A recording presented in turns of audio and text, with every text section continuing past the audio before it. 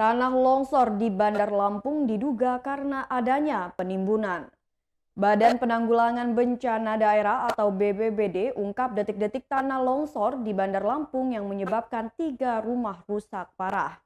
Diketahui peristiwa tanah longsor terjadi di Sumber Agung Kemiling Bandar Lampung pada Selasa 9 November 2021 malam. BPBD Bandar Lampung ungkap kejadian tersebut disebabkan adanya aktivitas penimbunan. Pertama karena memang curah hujan dengan intensitas tinggi.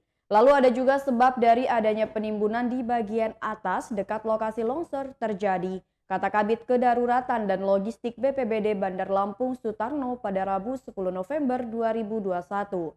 Diterangkannya penimbunan yang dinilai masih baru tersebut belum sepenuhnya memadat, sehingga terjadilah longsor akibat tetesan air hujan. Berdasarkan kerusakannya ada 3 rumah terdampak, yakni 2 rumah habis dan 1 rumah masih memiliki kerusakan yang ringan. Belum terdapat nilai pasti kerugian dari kejadian tersebut. Tidak ada korban jiwa untuk kerugian sedang didata. Sebelumnya diberitakan hujan deras disertai angin kencang terjadi pada Selasa 9 November 2021 malam yang mengakibatkan longsor di Sumber Agung Kemiling Bandar Lampung. Setidaknya 3 unit rumah semi permanen terdampak longsor.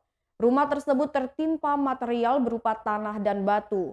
Ketua RT 03 LK 04 Sumber Agung Yanuarti mengatakan, kejadian ini bermula saat hujan deras mengguyur wilayah Bandar Lampung sejak sore kemarin.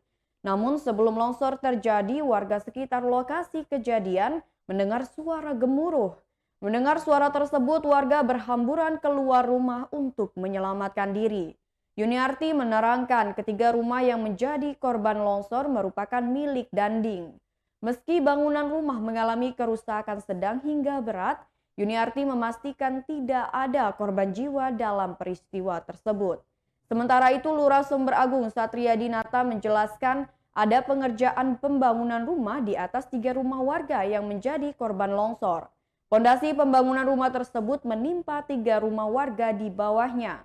Oleh karena itu, pihaknya siap membantu masalah penanganannya.